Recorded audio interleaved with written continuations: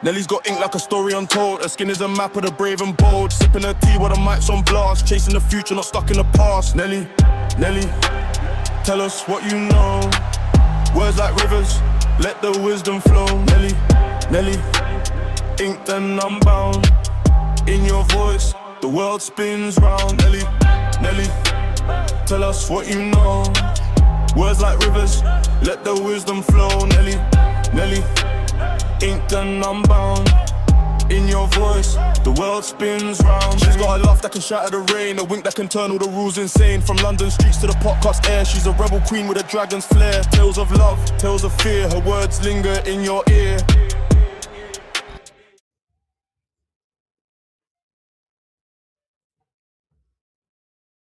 Congratulations, you've unlocked All Apologies, a show about apology tours and demanding satisfaction. I'm your host, Trucker Andy, and with me every Sunday is your girl, Nelly. What's up, Nelly? Whoop, there we go. Hi, guys. I'm messing with our layouts, so I'm using the new studio features. So that's always a recipe for disaster, right?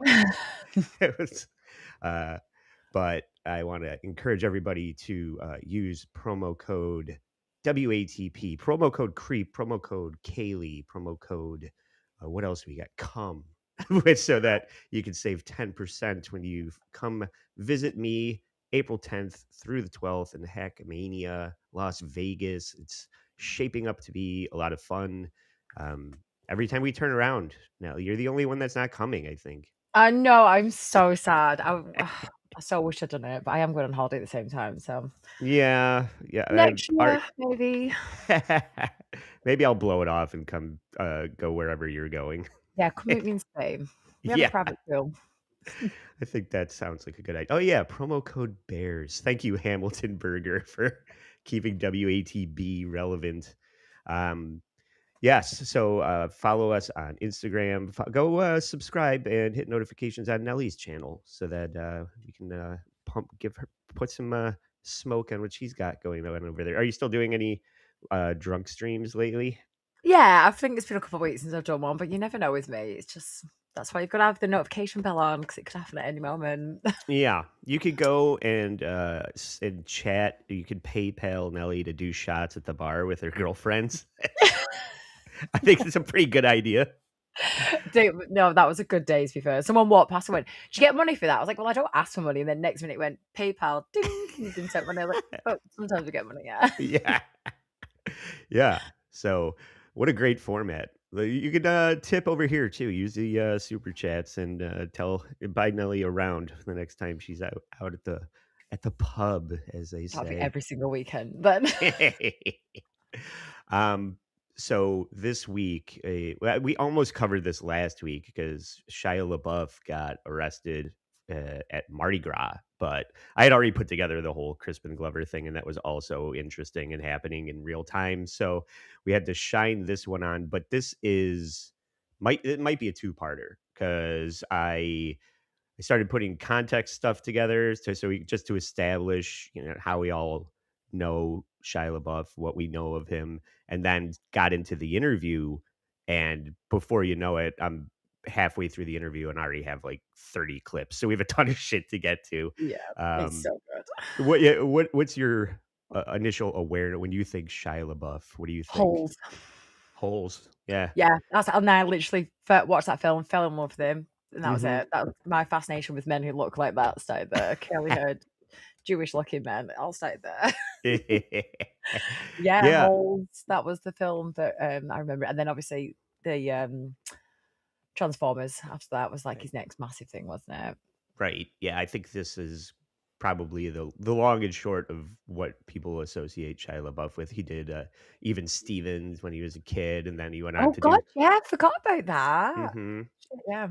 Childhood actor syndrome. We're gonna start hearing a little bit about what Shia thinks his issues are, but being rich and famous when you're a kid never helps anyone. Yeah, there's So, not many child actors who've come out of it unscathed. mhm. But so this is a news item, a TMZ item about the incident. Why we're talking about Shia, And just a heads up, I think the way that I'm putting the clips together, you're probably not going to be able to talk over them. So just wait till it's over. Is that your way of telling me to shut up? And getting slammed to the ground. TMZ with the videos, the actor sitting in an nursing his wounds. It's reported he was thrown out for aggressive behavior.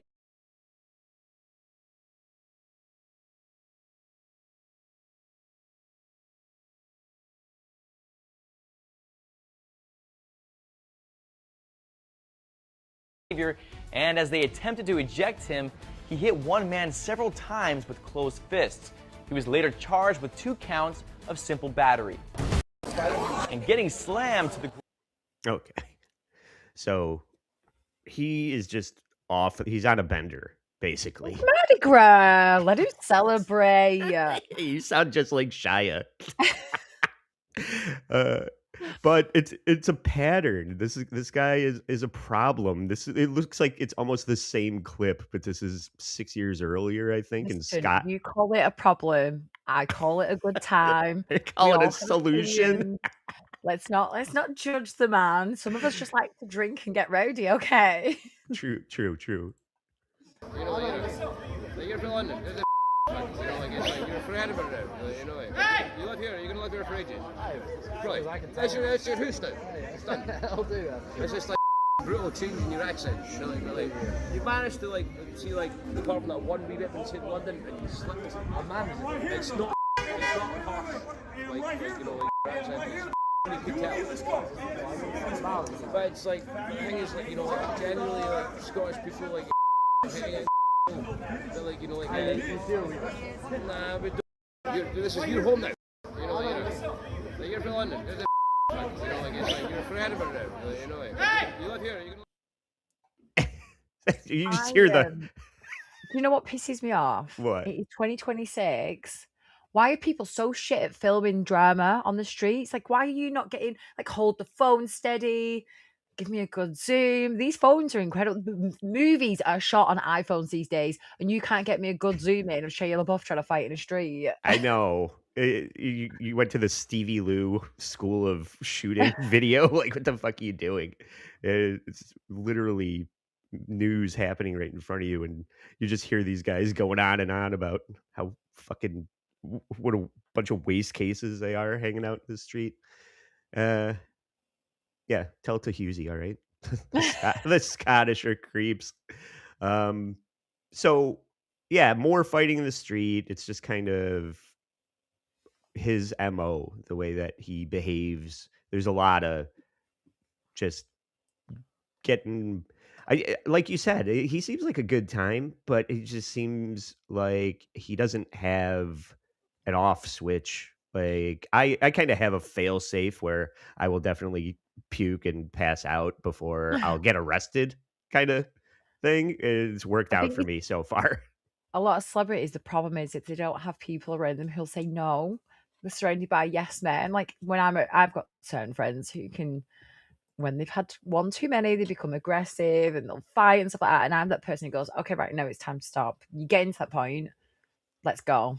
Yeah. Get some food, let's move on. But usually when the celebrities, everyone's just yeah, oh, you're buying the next round, that's great. Oh, I'm with my celebrity friends, let's do whatever they want. And then they just take it too far. They're not used to being told no, are they? Yeah, he needs a handler, I think is what you're saying. I volunteer tribute. I knew that's where you were. But that's whatever, the mice guarding the cheese, you two running around I love at Mardi Gras. A scruffy looking unhinged man is my kryptonite. The daddy issues run deep. Shia LaBeouf is just Shia LaBeouf can get it. Is that what you're saying? And this is another. He loves to go on late night television and recount all of these incidents that lead to trouble. So this is Shia on Letterman, on the heels of the Crispin Glover cringe appearance that we covered last week on Letterman. Dave Letterman is gun shy about these kind of antics, with Joaquin Phoenix coming out with the homeless beard or saying that he's going to be a rapper, or Crispin Glover coming out and Paul Rubens doing Pee Wee. So Dave is very aware of people doing whack bits on his show. I wish I could say I was wrestling a tiger or something, but I was jumping rope. Jumping rope? Yeah. Well, I don't know why they're laughing because that's Not funny. No, It's not funny. it's strenuous. It's strenuous. Yeah, and why were you jumping rope? What is this? Well, I got fired, Dave, from my job, right? I was doing a job out here, and I decided I would start boxing, you know? Like, it'd be a good thing to do, maybe. Now, this is not one of those Joaquin Phoenix things, is No, it? no.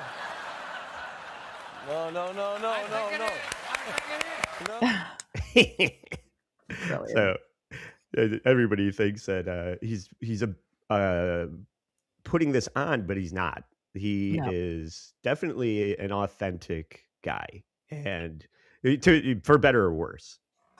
And he's going to go on to talk to Jimmy Kimmel about another incident another arrest that he had.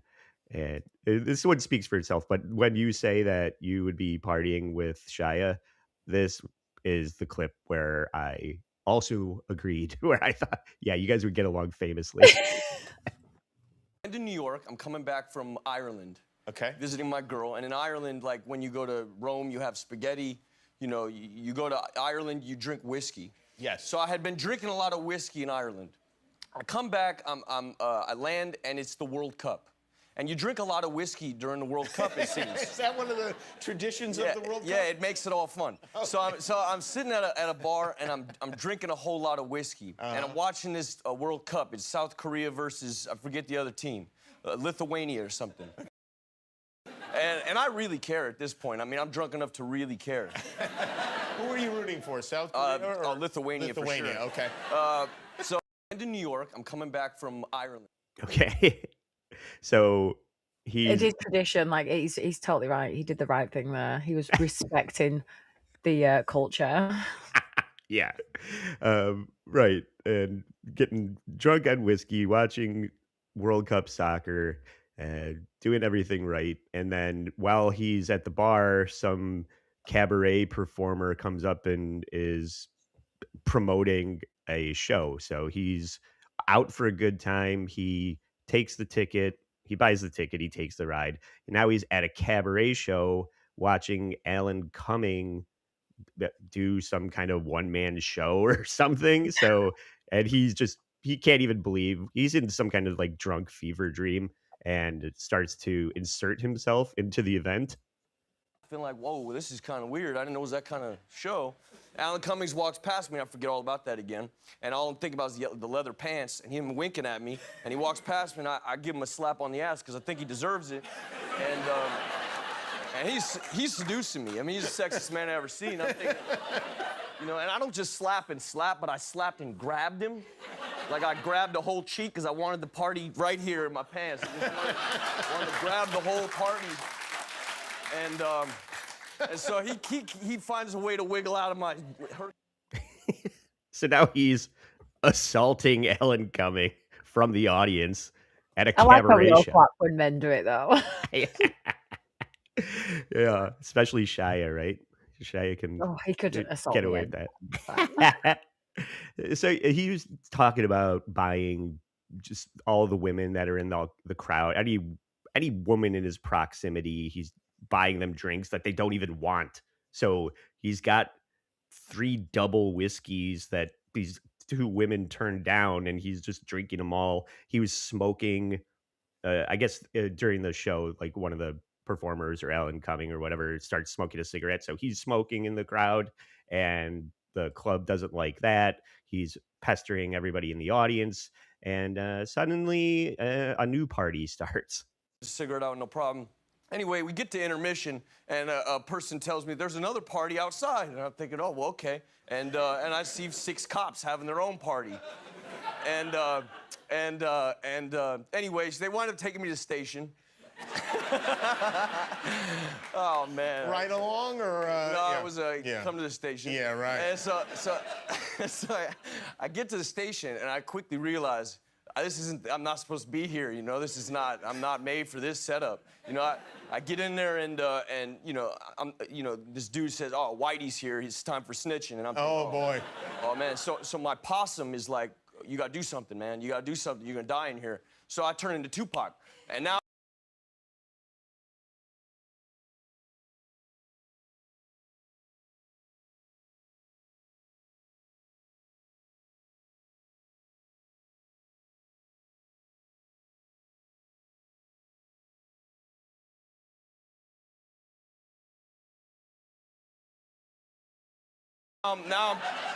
now I'm ripping my shirt off and I'm doing push-ups like, you know, don't mess with me, dog. I'm crazy, you know what I'm saying? And the guy's like, what are you in here for? I'm like, cabaret. Do you know what? They're like, you can just see, like, he is so genuine. Like, you know, he's an asshole. He's a celebrity. He's an asshole and he's drunk, like, boundary. But, like, when he's telling this story and he's just laughing at himself, like, it is so unapologetically genuine that that's what makes it, like, yeah, I'm just, like, not even mad. Just can't even mad. Not even good with the guy. It's strange though, because it seems like he's always like running solo. Like nobody could keep up with the Well, I've time seen that he wants to have, you the know. past interviews I've seen of him, there used to be like he went through like a really, really bad depression, and he used to just like stay home on his own and watch his own movies back at like a home cinema, and he'd just sit and he went through like a really bad depression and cut like loads of people out of his life. And I think it's probably just like a coping thing. Let's be honest, he was a child star. He was probably molested or something at some point. Like something shitty has happened to him. He probably has a lot of trust issues about who he can trust around him and who he has in his life. Because I know he went through like some really dark times. I think, sure, I've seen one where he was talking about trying to commit suicide and stuff like that. Like he's been through a lot. So I can picture him just being a pretty much a loner. Because I think the guy's been through a lot of shit. Yeah, and we're gonna touch on that a little bit. That he doesn't like his problem is not the drink, even though it seems to exacerbate things. But it's like what you're talking about. There's some kind of trauma or manic depression or something that is just driving him to behave this way. And before we get to the interview, I did, which does contain some apology content, but I did also find this incident that had an apology attached to it. So let's feature that. Shia LaBeouf is trying his best to make up with the author he's accused of ripping off by the way of an apology. The actor first said that he, quote, got lost in the creative process, and that was his reason for not crediting this author for inspiring his film, howardcantor.com. Stephanie Elam joins me now. And so what exactly is LaBeouf doing to make it up to this author?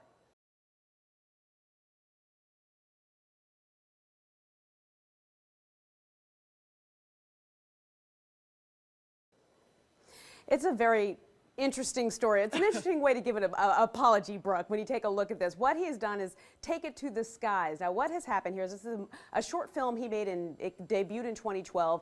And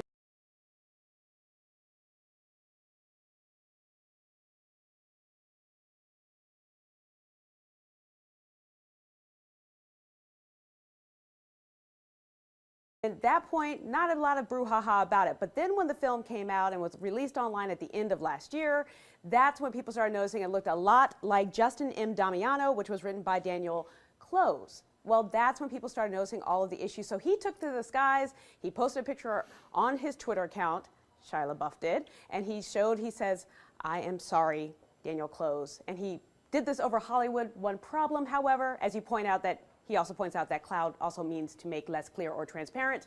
He put this over Hollywood. Mr. Close, he lives up in the San Francisco Bay Area. So that did not get seen by him. But he's also had a lot of interesting tweets as well, Brooke. Well, what did this guy Close, this author, have to say about all this? Well, the whole thing has gotten so much bigger because there's been several tweets that have come out from LaBeouf on his Twitter page where he's basically taken other people's apologies and adopted them as his own. So It's fucking brilliant. Yeah, whatever. It's like, here, are we friends again? He doesn't even care. It's like, whatever. But I don't know if they settled out of court or how that This shook guy out. has so much like income. I would love to know his net worth. Actually, that'd be because you think he's got Disney money as well. Right, between Disney, Transformers, and every other project that he's attached to. I mean, he's still acting. He's still in projects. And Yeah, the last film that I watched, it's a few years ago now, where him and he's like on the run. I can't remember the name of the film, and it's so good. I watched it again a few weeks ago with a guy with Down syndrome, and this guy with Down syndrome's escaped this care facility, and they want to go. And Vin Diesel. they want to go and see this wrestler, and Shia LaBeouf makes like this really touching, lovely relationship with this guy with Down syndrome. It's just such a good film. I wish I could remember the name of it. It's actually really, really good film. Oh yeah, I know what you're talking about. I don't remember off the top of my head, but yeah, I do. I know which movie you're referring to. I did not see it. That's great. Watch it. 100% Okay, recommend. you just love all these Tourette's and Downsy movies. I think you just want to feel smart. Yeah. Okay. Well, speaking of feeling smart, this interview with the Channel 5, this guy Andrew Callahan, I think this is somewhere between like Full Send and the Dabbleverse. This show, it seems like it has a big following. Obviously, he got Shia on the show, so he's got some kind of clout, which I think they met in recovery because they start referring to people that we know but we can't say who they are. So I feel like these guys met in AA, and when Shia fell off the wagon, Andrew said, hey, I'm here for you. Do you want to do my show? And against better judgment, Shia LaBeouf said, sure, and went on for an hour and 13 minutes, just completely out of control against his lawyers, better judgment. So this is the start of the interview. Bro, I've been having the time of my life. I got some contrition on my heart, you know what I mean? It's not nice to hurt people, ever. It's fucking lame. People got hurt, I gotta deal with that. I'm gonna deal with that. I'm gonna deal with that in full. I'll eat it all. It was on me. It's not on them. It's on me. I fucked up. It's on me. I fucked up. It's on me. Definitely. Yeah. So you take responsibility for 1000%. We're not gonna play games. He is fucked up 100%. He's not clean and sober in this interview. He's eating it all. I like that.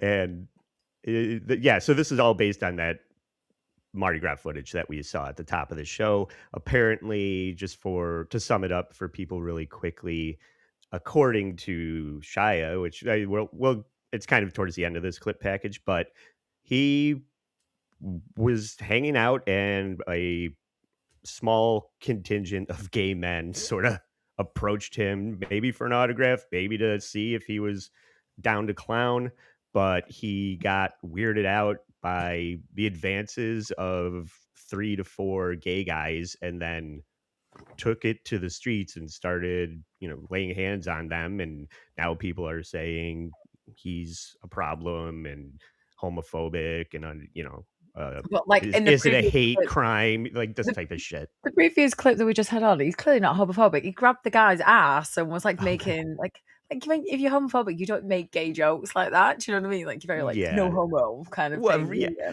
I feel like you get enough Irish whiskey and Shia LaBeouf and he's gay for the stay, because it does seem like he invited a lot of these things upon himself. So, but he's eating it all, and all of that includes cock, I guess.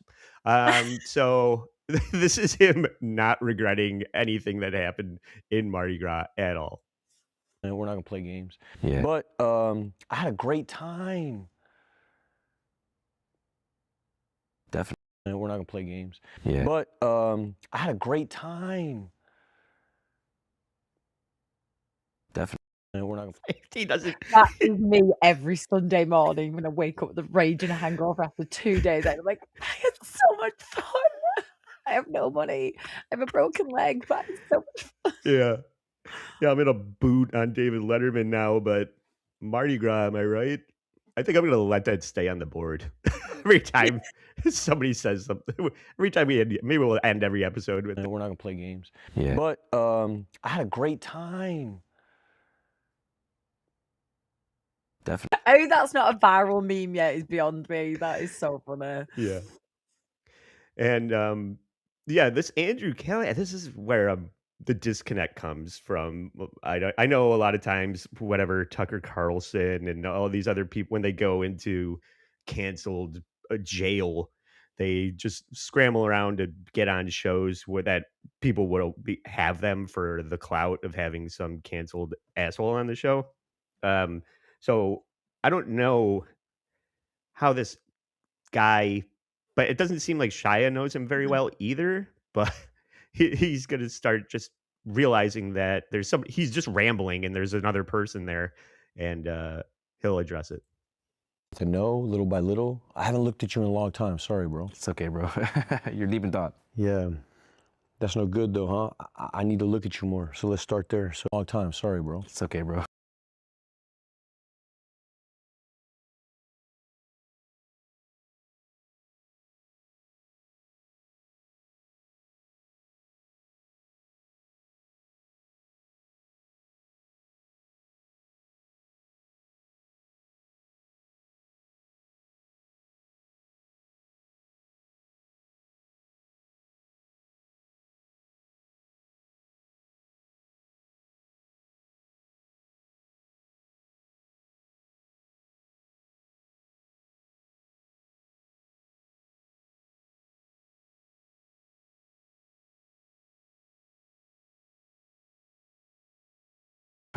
You're deep in thought. Yeah.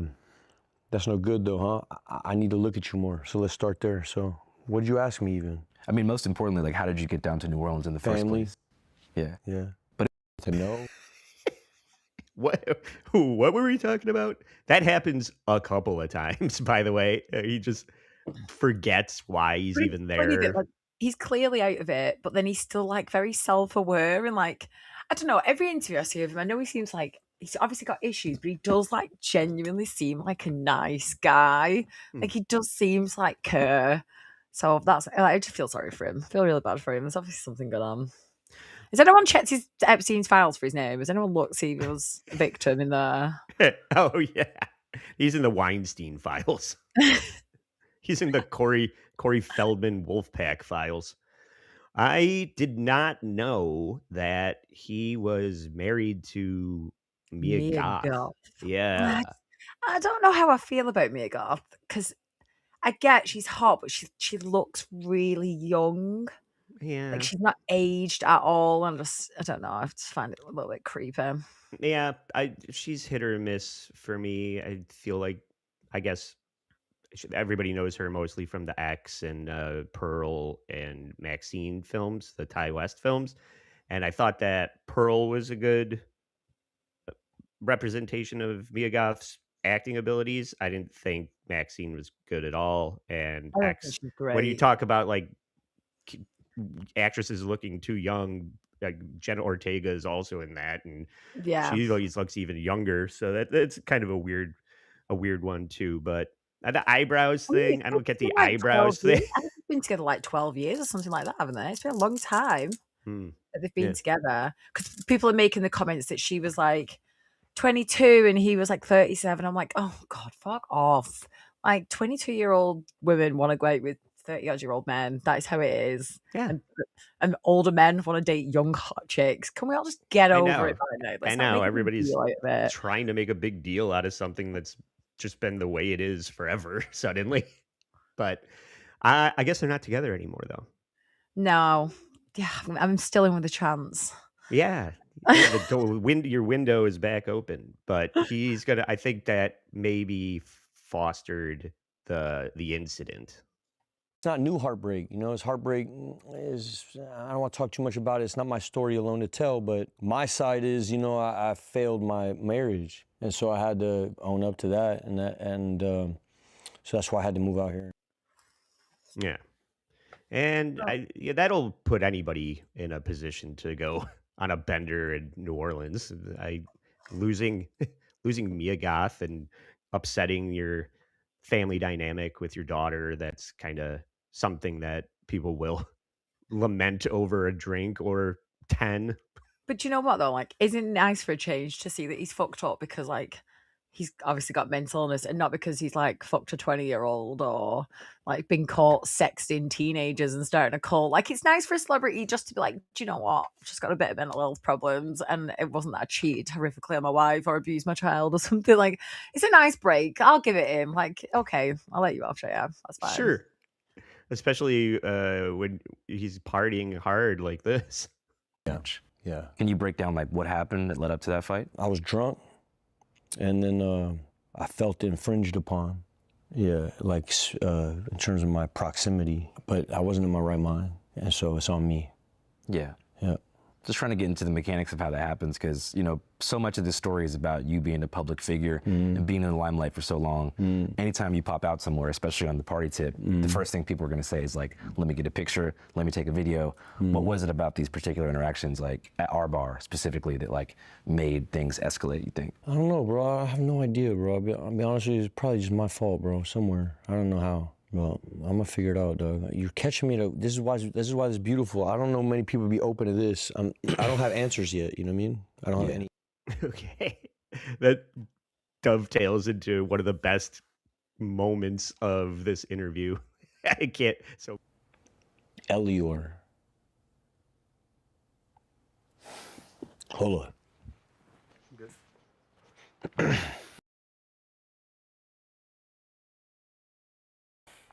You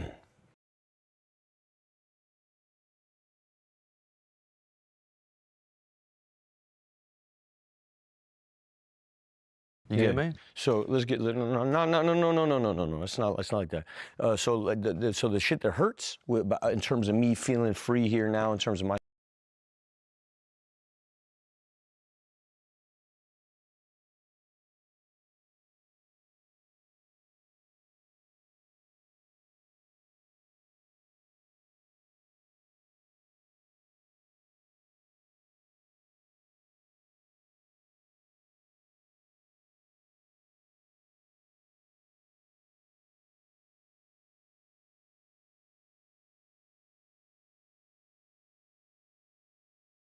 Sobriety is the guys that were under me, that I was sponsoring, that depended on me, and their lives were in precarious spots that I was sponsoring, that I'm gonna deal with, you know what I mean? That shit hurts the worst, you know what I mean? If you ever been in this thing, you know what sponsorship is, and it's a big responsibility, and there's a lot to deal with, bro, a lot to deal with. I'm gonna be honest with you, man, and this. Yeah, so please don't send the link to the John link to this UK woman. She don't need to be asked if she takes it up the ass as an intro. I don't know if you've watched this show, but every time we get Husey on, he basically asks me that anyway. So Yeah, the information is out there if you want to find it. Oh, okay. So this is the clip I was talking about at the end of that one where he's just like, I don't have answers. This was my favorite clip of this interview.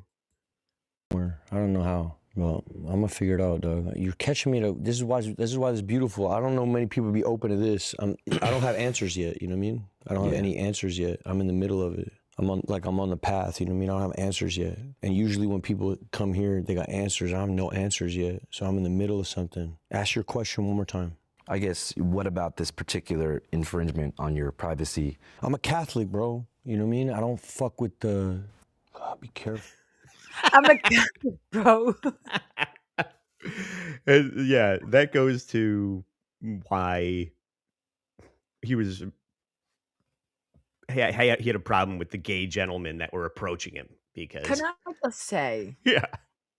if this was a female celebrity and 4 guys kind of like rushed over and made her feel uncomfortable. Oh, yeah. In a vulnerable position and she hit out, we'd all say, well, guys, the bear, who would you pick, the bear or the man in the woods shit?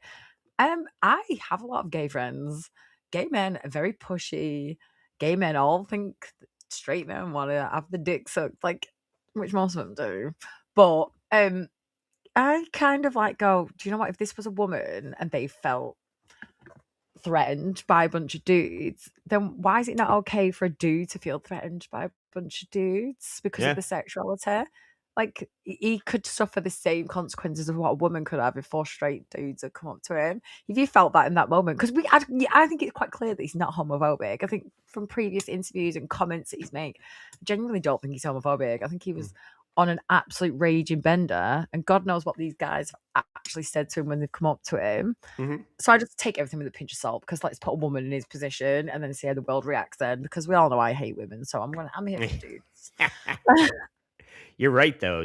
Like our culture has almost cultivated this no-win situation where if a gay man comes up and puts his hand on your inner thigh, you're a homophobe if you move it away. How have you punched him in the face? You should punch him in the face. He's a criminal. Yeah. Or you're stuck there feeling like you're about to get prison raped. It's like, which scenario do I want to deal with? Do I want to deal with being called a bigot, or do I want to, let this gay guy jerk me off? I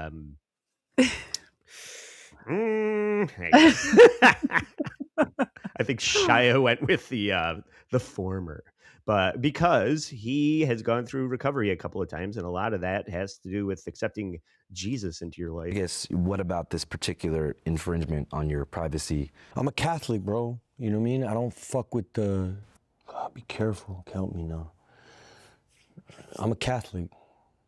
What does that have to do with, like you feel like, how does that connect to the... I don't know. The whole story's not out yet. I don't know what was going on in my head, but it don't matter. I mean, the truth is, I said words not okay to say. I don't want to hurt nobody's feelings. That's what I mean by being, I'm a Catholic. I'm not supposed to be out here, I'm wrong for what I did, is what I'm saying.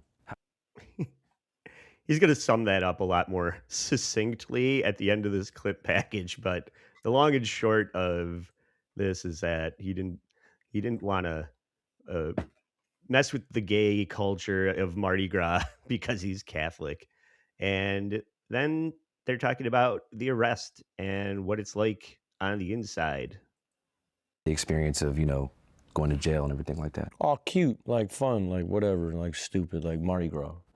What was it like at OPP? What's OPP? Orleans Parish Prison, Oh, man. shit, you got all the fucking slick-ass names? I don't know, bro. I went in there, I was like...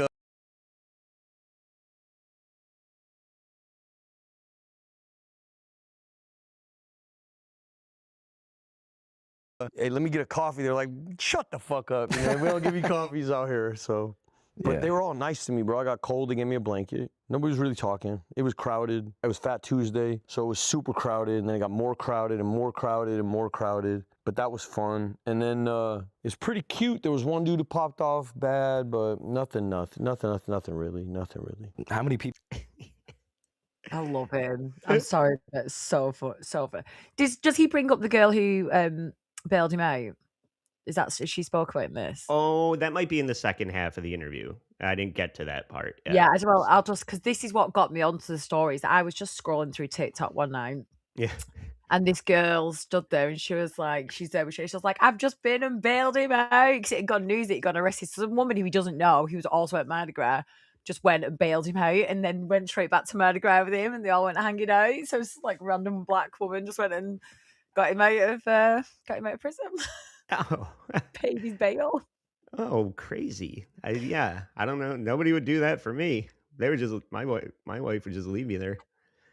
But, I don't know. Maybe I did screw it up, guys. But it's because we've got a new link and you've changed the studio. It's just not attached up at the top, but it's not a big deal. Oh, is that what it is? Yeah, we'll reattach it for next week. I've been we'll get it up on the channel after the fact. But I've been having to change the link because I don't need any prank masters showing up in the poker game like all of the previous guests that have that link. I have to keep changing the link or else we'll get people crashing in. And I can't have that because somebody like a Tommy Jordan would fuck it up, get Tommy Jordan in here to interpret what that guy is saying. Yeah. Yo. It's Joey C-esque. And I think Shia is going to try and explain this away with kava. What's your awareness of kava, if any? Because I'm not aware of it. No, the name rings a bell, but it seems like it's adjacent to psilocybin or ayahuasca or some kind of Andy, psychedelic. we're not playing with the kids. We don't know these things. I know, but I want to try it. April 10th in Las Vegas for Hackavania. Give me some kava, yo. I was probably sober for a year before the birth of my daughter into a year of my daughter's birth, and then life became life, and then kava. Damn. Yeah. So kava was the gateway to more like regular bevs? Kava was an acceptance of like, I had heard people talk about California sobriety and stuff like this, and it started floating around the rooms and shit like that. You know, no, I'm not gonna say his name, but you know some people that I know, and I was doing camping trips and stuff. Dudes were talking about ayahuasca, spiritual journeys and shit like that. And we're talking about deep, you know, like how to get to God and stuff like that. Joe Rogan, you know, you just get flooded with a whole bunch of info, you know. And as a sober man, then it was like, I remember being on a road.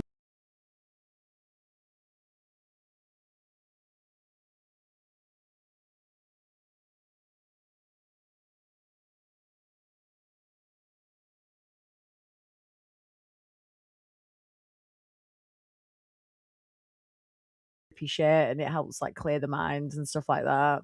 Hmm. It's a natural antioxidant in recent decades. Yeah, it's one of them things where you go somewhere to like do it. It's not like Yeah. yeah. All right. I want to do that. Let's do that. I'm down. And we're not gonna play games. Yeah. But I had a great time.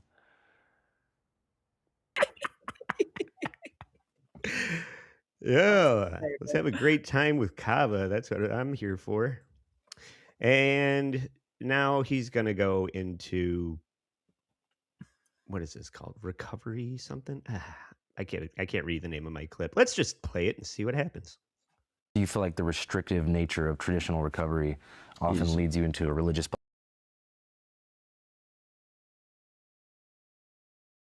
No, I feel like the restrictive nature of recovery leads you into unhappiness. Because it's rigid.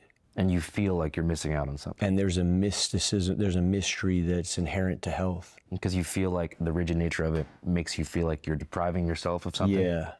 And that would be the breadth of human experience. Yeah. Which is joy. Which is not just joy. I know program dudes that experience the joy I'm talking about. I remember how it first came in. There's a different kind of joy I'm talking about. I'm talking about a different kind of unhinged, maniacal joy. Do you feel like the restrictive nature of traditional? Yes, this happened in New Orleans for Mardi Gras. So yes,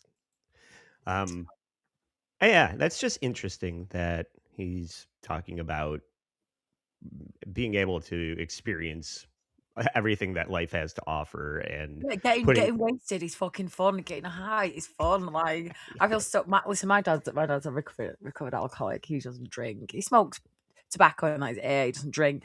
And I look at him and I love the man, but I think you are so fucking boring. Your life seems so fucking boring because you cannot just enjoy getting drunk on the weekend. And I just feel bad for anyone. I don't know. And I think my dad's been sober for like 17 years now, and he probably actually could drink again and not become an alcoholic, but like he just takes it that serious now. He just doesn't want to risk it. And I just think I can't go 1 week without going out. Am I an alcoholic? No, because I don't drink on a Monday morning, but I'm still hungover on a Monday. Yeah, like I don't know. Some people, anyone who says like, oh, I don't have to be drunk to have a good time. Okay, Karen, fuck off. Because I love drinking. It's so much fun. And it's so like it's just a social thing as well, is it? I think if you sat at home drinking on your own, that's one thing. But it's like be going to like Mardi Gras or parties or whatever it is, and like the social aspects of drinking and just like the fun, the plot, the things that can happen. Oh it's yeah, best. we're approaching St. Patrick's Day next weekend here in the States, and I was mentioning how it was 75 degrees here out of nowhere yesterday, so everybody was out and about, and they had a pre St. Patrick's Day party pub crawl happening yesterday.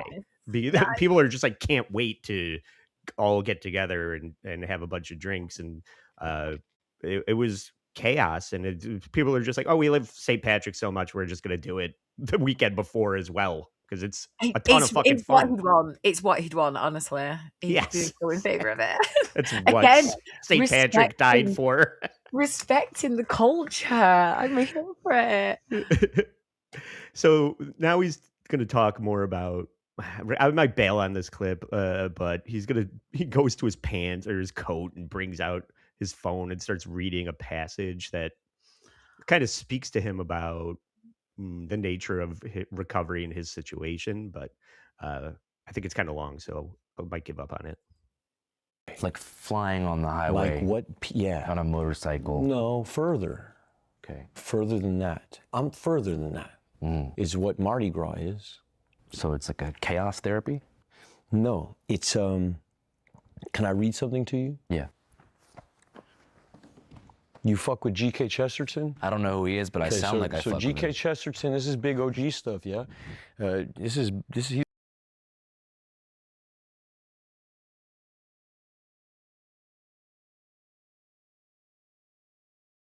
a real bandito in this thing. Yeah, go do whatever you want. In terms of this Christian shit, he's real bandito, this guy Chesterton. Let me read this to you, yeah? And it speaks to me. Mysticism keeps men sane. I'm not trying to be dramatic, yeah? I heard some motherfucker say I was performative today, you know? It bothered me. Doesn't seem like it to me, man. All right, here we go.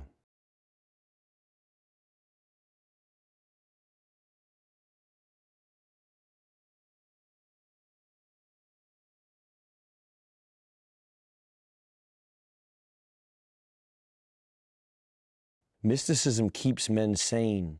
As long as you have mystery, you have health. When you destroy mystery, you create morbidity. The ordinary man has always been sane because the ordinary man has always been a mystic. He has permitted the twilight. He has always had one foot in earth and... All right, whatever. But He's gone real deep to find something to justify this, and I'm so here for it. Exactly what I was thinking. The one thing where he can go, yeah, basically this is saying that, like, if life's boring, then you'll die. So, like, I'm just keeping fun. Yeah. But have you read Atlas Shrugged? Because I'm gonna do what I want to do. And what Shia wants to do is get an autograph from Mike Piazza as a Mets fan and a Misery Loves Company fan. I'm fully aware of Mike Piazza. He kind of has. Everybody's been saying that he's a closeted gay man, but a lot of people wanted his autograph, including a young Shia LaBeouf.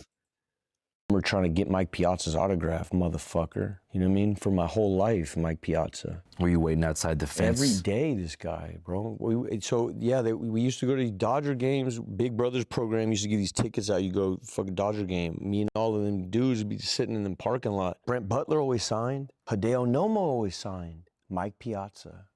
Just a cold heart. Mike Piazza, you're a bitch, bro.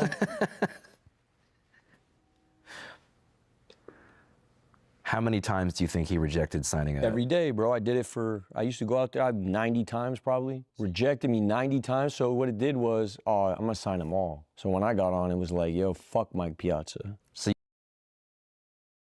okay. So now he's saying because Mike Piazza treated him that way, he's always there for fans that want autographs. Like, there are some celebrities that are like that, and I'm so here for it. Like, I get like not wanting to always like have to deal with it, but like when the people who are your fans are the ones who like keep you going. Like to spend like 15 minutes out of your time to just shake a few hands, take a few selfies. Like just be that guy. Like don't be the douchebag who like thinks they're too good for everyone. Right. And sometimes that opens the door up to creeps to approach you at Mardi Gras. But that's what he's going to say more about that here. All right, so shut up for a second. What are you good at, Andrew? Being Andrew, doing this shit. I'm good at this thing that I do, yeah? All right, okay, we got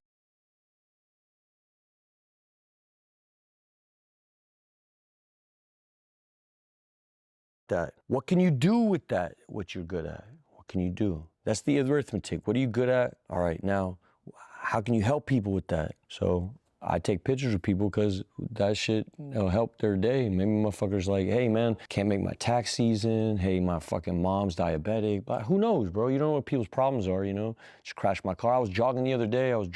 Dude couldn't believe I was in the street.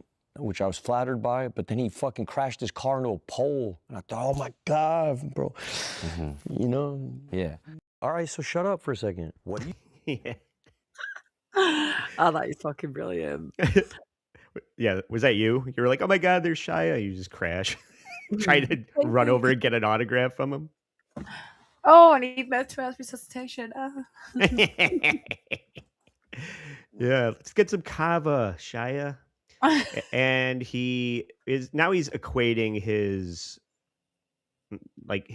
celebrity and the situation that he's in to something called gray goose sneakers, which are, it's like distressed jeans or a weathered guitar. These are just really expensive shoes that are manufactured to look old and shitty. So he's saying that's his life. Always been kind of, I don't know, man. Maybe it's like I got this gray goose sneaker soul. Does that make sense? No. Do you know what gray goose sneaker is? No, I just... Fake dirty sneaker? They're kind of like They're like Starbursts. really wealthy, fake dirty sneakers. No, I didn't know about this. I don't know, something about it feels too close to home for me to ever wear, but so intrinsically true. I grew up poor and then I got rich as fuck early, you know? Mm. Rich to me was $8,000 a week, which is what I was getting paid on Even Stevens. That's... Yeah. Rich people are such retards, honestly. I fucking hate shit like that. I fucking hate it. When like what brand was it now? Like Gucci or whatever, like major brands, they started selling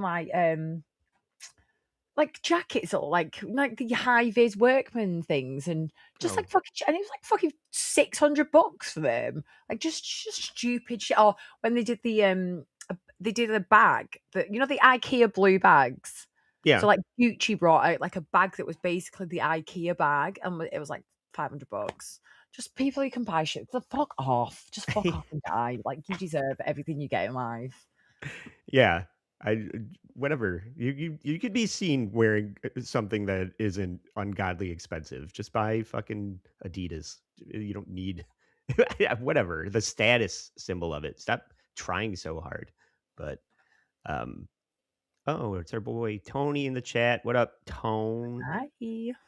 And now Andrew's asking him, based on that, you know, everything we just discussed and his fame and fortune, Andrew's trying to understand it because he doesn't have that. He doesn't know what it's like. And it does seem like every time Andrew asks Shia a question, the answer is no, you got it all wrong. He keeps saying, so what I'm hearing is you're saying the takeaway from your arrest was this, and this. And he's like, no, that's not what I'm saying at all. It happens the entire interview. So it really was like a luck of the draw thing or just talent randomly. No, I won the lottery. What the fuck is talent, Andrew? I won the lottery, fool. I completely won the lottery. Dude, I won the lottery. I won a scratch off. It's like that. It's like I won a scratch off lottery. There's no such thing as talent at all. He's saying that because Mia Goth's his wife and she's got no talent. Is that what it is? Yeah, maybe. Well done. I think to a certain degree, there's a lot of people out there that are just as good of an actor as a Shia LaBeouf that have just not had the opportunity to. It is a mix of luck and talent. It's a mix of the two. Sometimes people get lucky with no talent. That's true. Yeah. We've seen a lot of them, but there are a lot of good people who just get like passed by. Exactly. Yeah, and you see it a lot with. Like you, Andy, bands. you're a rock star by now. I've heard you play. Exactly. You've been in the big leagues. I could have been a contender. You just didn't win that lottery. Damn it. Yeah. And maybe in my next life. But Andrew is going to try and impart some wisdom to Shia here, who is going to not even aggressively reject his advice. Just noticed in my personal experience, like when you're going through a super hard time, it's really best to put the bevs down. Yeah. Because when you're drinking to cope with sadness, oftentimes it can spiral into something deeper. Yeah. Because you're just delaying processing of those sad feelings for a long time, and eventually you're gonna get to that brick wall where you're like, I gotta face this shit. Yeah. And I just noticed in my personal experience. Be drinking the beer ice. Yeah. You know what never helps anything? Alcohol. Oh, is that right? Oh, Say more about that while I chug this beer. that was iconic. I'm sorry, that was iconic. Yeah, there's so much good shit in this. I'm so glad that there's still another whole half hour for us to dig into, possibly next week, maybe for a bonus or something like that. Yeah, I'm But so into doing that. Yeah, I love it. I could watch it. I could watch this all day. I'm gonna have to see if I can find the mini clips. I'll try and find the clips of where he's talking about where he used to just sit on his own and watch himself, like watch his own movies back and like lock himself out. I'll see if I can find oh, them and that's then show them. Yeah, depressing. That's stuttering yeah, no, but then John like level. just for you to see that like that other side of like it makes more sense when you see all this stuff now. Like when you know all the older stuff that was like going on with him, this kind of all makes a bit more sense. It makes you just feel bad for the dude. Yeah. Let's see. Benny Fitz show says he hasn't met Stuttering John. He's a guy who has no talent. Compare him to Nelly and Andy, and you will be like, hey, they have talent, John. No. I No. wouldn't be like that. Thank you, though. And now I don't have talent. I just have a great rack. that's a talent. That's like winning the lottery. That's That is like winning the lottery. Shia lottery winning titties over there.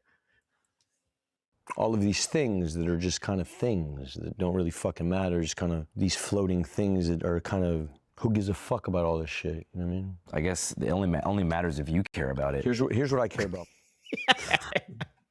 Yeah, if you make it matter to you, then it can. Things like your daughter and your career and your arrest record.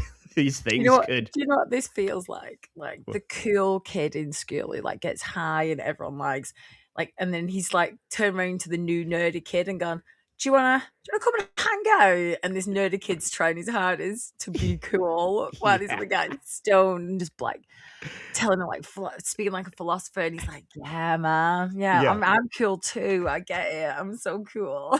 Yeah, this is Anthony Emilio Estevez talking to Anthony Michael Hall and the Breakfast Club.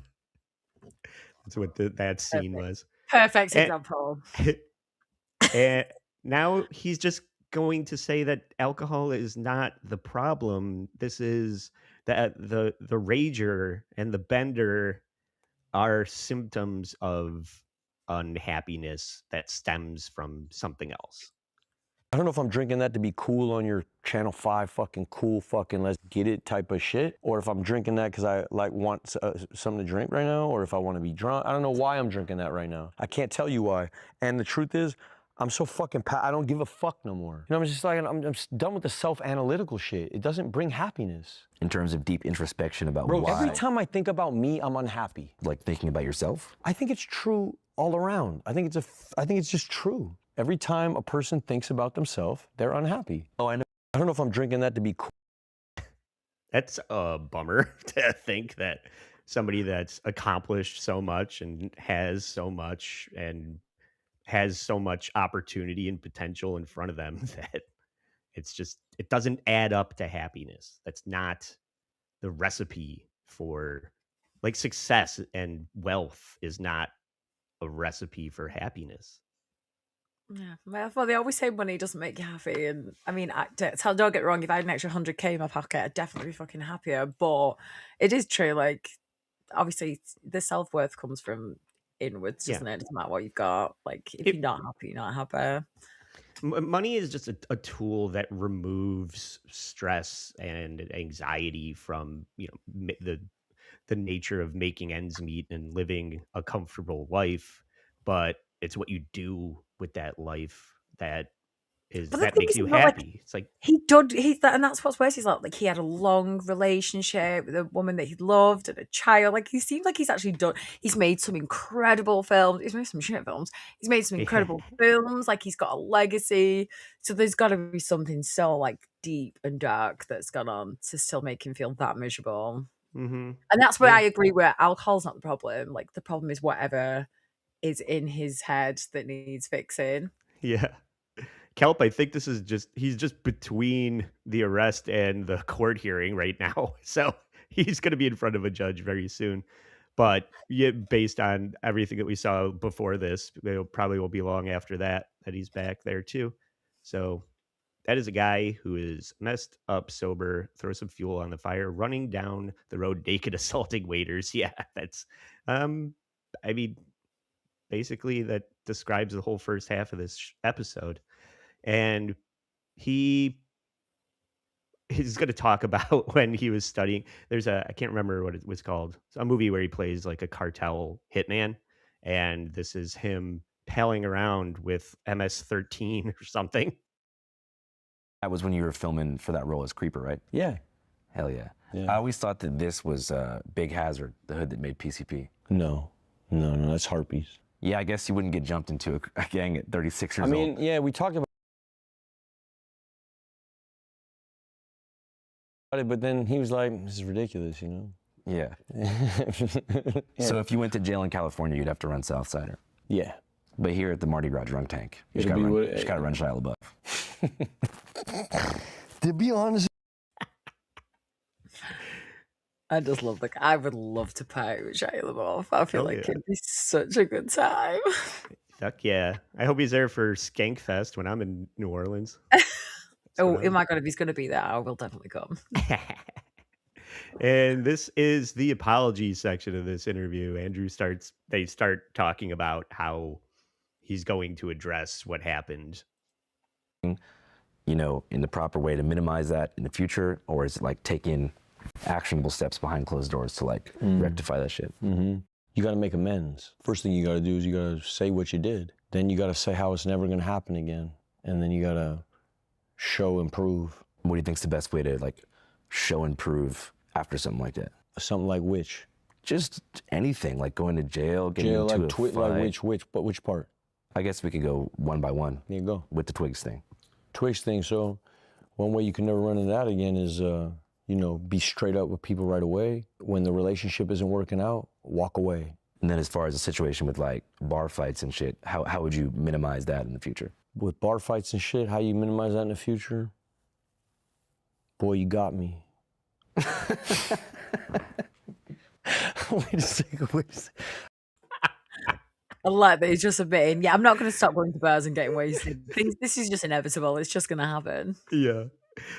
And that's legitimately the explanation of sincere apology, like textbook. This is how you do it. I've heard Dan Harmon and other people that are serious about making amends for fucking up discuss that approach to saying, you know, this is what I did. I admit it. I'll never do it again based on X, Y, and Z. And then when you're going proving for the parole board, that's what they want to hear, that you take accountability and that you're not going to do it again. That's all they want, is you admit what you've done. Yeah, okay, you can go. Yeah. About parole denied. Yes. It's like Morgan Freeman in Shawshank. He just sits in front of the parole board for 40 years before they finally get bored enough to let him out. Here, it looks like you're old enough to not be a menace to society anymore, Shia. So we finally accept your apology. I think what he needs to do is hire a professional person to go out on his drinking binges with him, who's just like big enough to just like scoop him up and move him away from these situations. That's all he needs, is someone who's going to remove him from the situation when it gets like that. Yeah, that's what we were saying at the top. He needs a handler. He needs you. Yeah. He needs you to put a hand on his shoulder and say, it looks like the sun is getting low, Incredible Hulk. Stop hulking out. Look at the shape, though. I look like I'm thinking, huh? Look at I'm thinking hard as fuck, bro. Oh, my God. I'm thinking so hard. What was the question? Maybe the second best part of that interview. Actually, no. I mean, there's so many good ones in this. So many drops. I gotta get a Shia drop board going. Thinking so hard. Let's see, how many more clips do we have? All right, we're getting there. I promise. Maybe 4 or 5 more. But this is when. Yeah, I could do this all day. So when I said that the alcoholism isn't his problem, and I don't even think that this is his problem, but he's gonna try and invoke like the Napoleon complex, like the short man complex. because he's not a tall guy. He's not a big guy by nature. There was a clip I didn't bring about him doing steroids for a role where he got up to 220 pounds. And then his doctor said that he had to stop taking this SARMs regiment. That's basically a legal steroid because it was, destroying his cardiovascular health, and he just looked like a fucking monster, and he deflated down to 165 pounds after he stopped taking that shit from 220 to 165. But my point is, he's not big by his natural state is not big, and I think that fucks with him when he's standing next to whatever a 6'2" Brad Pitt or a jacked Tom Hardy, depending on what movie he's in, and then he's just like, oh, I'm just like I look like a little kid compared to these hulking movie stars. Here's what I know. I can only deal with my side. My side is this. My behavior, bullshit. I got to deal with that. Does that mean I got to go to rehab again? I'm just not into it, bro. I don't think my answers are there. I don't. I genuinely don't. If I genuinely did, I'd go. I don't think I have a drinking problem. I think I have a different problem, and I'm going to address it. And what's that problem? I think I have a small man complex, some kind of Napoleonic, I don't know what it is. I think it's something that has to do with anger and ego more so than my drinking. But that's where I'm at now on my journey, and I'm... Yeah. And being molested. When I was on Even Steven by, Dan Snyder and company. So who knows what went down in that regard, but yeah, he's deflecting. He's deflecting alcoholism. He's deflecting, that's all alleged, this childhood molestation, but he's definitely trying to say it's because I'm short and not because I am depressed from trauma. So, but he's taking it out on the gays. I'll say that. I'll be honest with you. Big gay people are scary to me. What do you mean? When I'm like standing by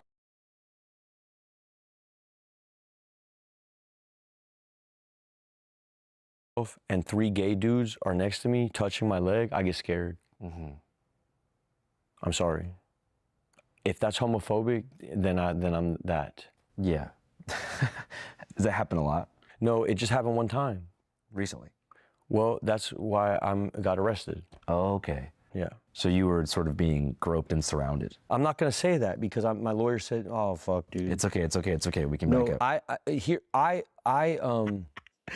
we can edit this out. Don't worry. You got that, right? Clip it, post it. But do you know what though? If that's what it is, then like I don't know, because we're kind of getting to this point now where like wokeness and cancel culture is kind of like walking back on itself. Like we're taking back like the world, and I think there's a chance that it can be like, let's go back to the gay panic thing. Like, bring it back.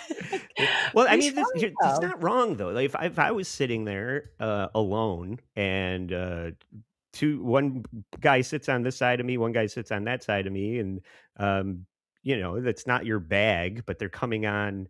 Maybe they're shooting their shot, maybe a little aggressively, and you've been drinking all day. How many times do I have to say no thanks before it becomes upsetting? And now like it's unwanted attention. But as soon as they touch him, for me, then that's it. Like you put your hands on me, and he's Shia LaBeouf. They know he's not a gay man. They know he's got a wife. Like it's unless they were at that cabaret show with Aaron Cumming. But as soon as you like touch someone, and it's not just like the shoulder touch or something, like when you touch someone's thigh, you've crossed a line. Then you've crossed a line. It's as simple as. Yeah, I know. Tony's getting mad here. Shia is 5'9". Women think that's short because they're dumb. Listen, you said 5'9". I love a short king. Listen, don't be. You go out and look at how many Google famous couples where the guy is shorter. so many short guys have hot, famous wives. It's not a thing. Like, Yeah. this isn't a thing. Women don't care about height like that. When they say, "Oh, 6 foot," yeah, we all like a big man, but I've dated plenty of guys shorter than them, and I'm Yeah. 5'6". I'm not like exactly tall. I'm 5'6". Yeah. Hey, you could put on some cowboy boots and say that you're 6 foot. Women are dumb. They'll believe it. Average height. What's next? Average length. Yeah. Let's not talk about what's long and tall, okay, or thick or It's girthy. objective. It's objective. Yeah. Yeah.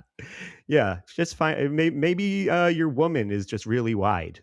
You know, it's not that you're thin and short. It's that she's deep and wide. So find a different find the right lid for your pot. Okay, that's my advice. Fuck off. And now this is the other. So far, we've curated 3. Well, you know what? I'm going to show this one.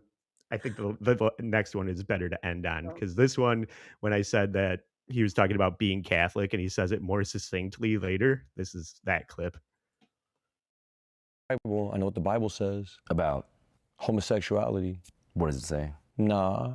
That's what it says. Yeah. But wasn't that written? That's it. What's the Bible say about it? No. By saying this Catholic stuff, it's kind of he's screwing himself over. He doesn't just don't mention this. This is a bad look on him. Like, if this comes up in court, if this goes to court or whatever, this is when they can go, well, it's obviously a hate crime because he's Catholic and they don't like the gays. Like, can we not just don't say this?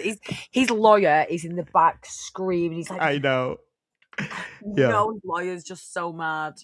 Because there's famously no homosexuality problem in the Catholic Church, right? There's no pedos, no nothing like that. No gays. Yeah. Tony's 5'7" ass can't get any women on Tinder. Hey, but you're 1 inch taller than New Girl, so shoot your shot. And this is the last clip, the best clip. This is going to be basically how I justify my entire life going forward. It gets weird it's Mardi Gras. That's why, bro. I was drunk and it's Mardi Gras. So everything I'm saying is nonsense. It's Mardi Gras, you know? But it sounds like this complex is maybe something that you noticed for a long time. I mean, maybe, bro. It's like Chinatown. It's Mardi Gras. Why did you throw up all over the living room floor and kick the cat? It's Mardi Gras. Oh, I think that's it. We're going to start a Mardi Gras fund for next year, and we are going to Mardi Gras next year. I'm down. We will live stream the entire thing. We'll get the GoPros on. We'll live stream. Hell yeah! This is going to be our skank fest. The real skanks converge on Mardi Gras with Shia LaBeouf. And that's that. That's Shia. So, and that was only half the interview. That's only half. Yeah, I think the clips you've pulled the best. Like that. Well done. They're great. It's a very clippable interview, though, isn't it? It's so good. Hell yeah, yeah. No, we're not gonna play games. Yeah. But I had a great time. It gets funnier every time. Yeah. We're ending this show with that from now on. That's just our closer. So it's brilliant. It's so good. Yeah. But thank you, everybody here in the chat, Tony and Kelp Farming, everybody else that was nice enough to check this out. Benny Fitz, everybody that's hanging out. I know we're up against Blind Mike. Maybe we got to talk about, I don't know. I've been reluctant to place the show like in the middle. I feel like probably the best thing we could do is go on right after Mike, but that is kind of because you're over there and I'm over here, and I don't want it to be too late for you. Well, I mean, it's only it'd be 3. It's usually 4. Sunday, I'm just sat here doing fuck all day. I go to bed at 10 o'clock, so as long as it's 10 o'clock, we're fine. Yeah, it's a double-edged sword though, because when it's football season here, and now I'm like, okay, well, I'm going to do my show at 2 p.m. on a Sunday, like right in the middle of football season. That's a bad idea. So it's been a challenge to figure out the best time to do this. And I've just been saying, people just watch it after the fact. But I do like doing it live. So whatever. We'll just keep paying attention You to. like doing it live because then there's less for you to edit out when I fuck up and say things I shouldn't. Yes, yeah. I'm more aware when we're live, but I shouldn't be saying Yeah. Hey, Ghost Crusaders TV just became a Thank member. you. Thank you, boss. Much appreciated. And I appreciate everybody that supports the show over on Patreon. If you want to support the show on Patreon for just $3, you can go to Patreon.com/Stay Sorry. And we have a lot of content over there that is waiting for you, as well as the members only tab here on YouTube. And I'll plug the Thursday night poker game, All In on the Dabbleverse. We're having a lot of different streamers show up for that. This week we have Shmuel Buckman and I think Jody B and DJ Electra are coming back, among others. So hit the subscribe and notification bell so you can see who's going to be playing cards Thursday night. And also follow us on Instagram. I always announce everything that we have coming up there. Be nice enough to subscribe and hit notification on Nelly's channel when the link actually works there. That'd be nice if the show is actually streaming there the way it's supposed to. We'll sort that out. I am looking up here and it doesn't look like I enabled it. That's on me, but I can do it next week. I can go into the. I'll do it. I'll have okay. it. next Yeah, week. yeah. You have admin. All right, it's your fault. Let's say Yeah, that. blame me. Okay. Well, in the meantime, here's our new favorite closer for the show. And we're not gonna play games. Yeah. But I had a great time.